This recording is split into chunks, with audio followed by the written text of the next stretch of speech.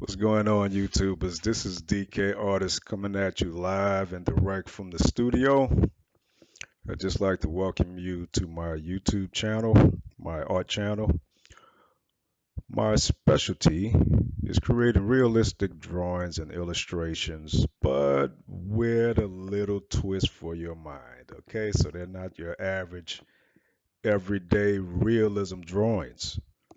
And that's just something that I came up with over a period of time throughout the years. So I'm going to share with you a lifetime worth of experience and techniques and tips and tricks and all that other good stuff.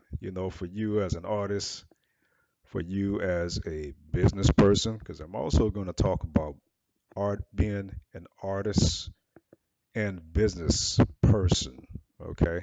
So this is a business. So don't get it twisted. It is a business, but also you have to handle your business. So let me not get off track here. So I'd just like you to join me, on this journey of continued discovery, experimentation, improvement, so you can watch me grow. Uh, through this world of drawing, which I love.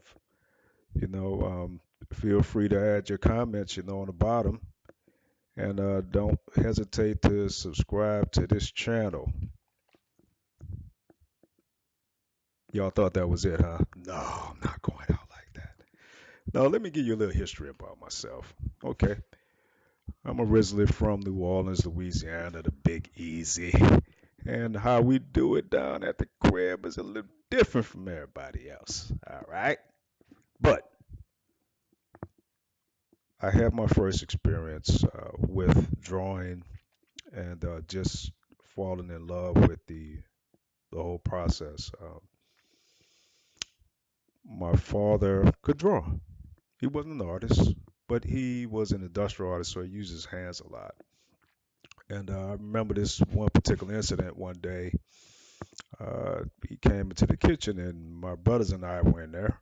So he sat us down in the chair next to each other, whipped out a pencil, pulled up this notebook, and opened up the back. And he sat down. He just started sketching. So we sat there patiently waiting. 5 to 10 minutes later, there was a portrait of all three of our heads perfectly. And that was just it for me. I was like, wow, how can I do that? I said, I want to do that. I'm thinking in my mind, I want to do that, Dad. I want to do that. I want to be able to do that. And that was my first impetus, my first introduction into the world of art through my father. And so it continued, through elementary school and junior high school and high school.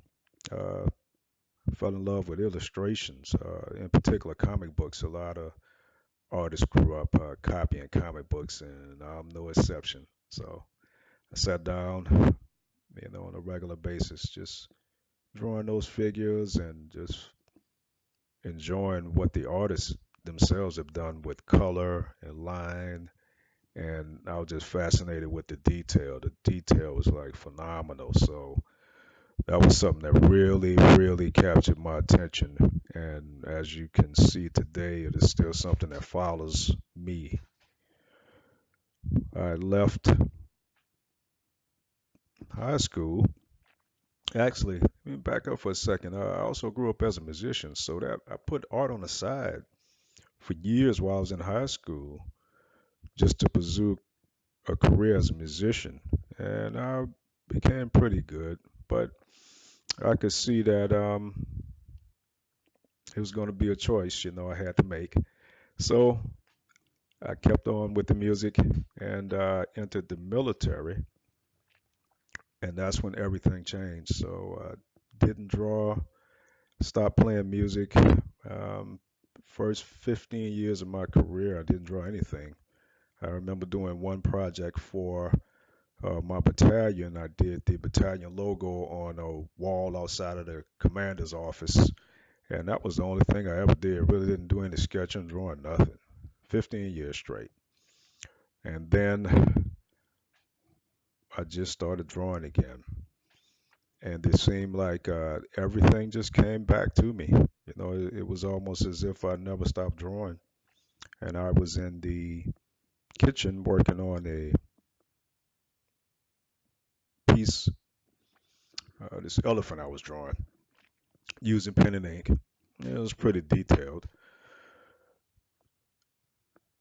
Drawing on that elephant, and my wife came in. She said, "Hey, you should take your art more seriously." So I did. I actually enrolled in the community college that she was in, pursued a fine arts degree. So I attended Frederick Community College. I was stationed in Maryland at the time, and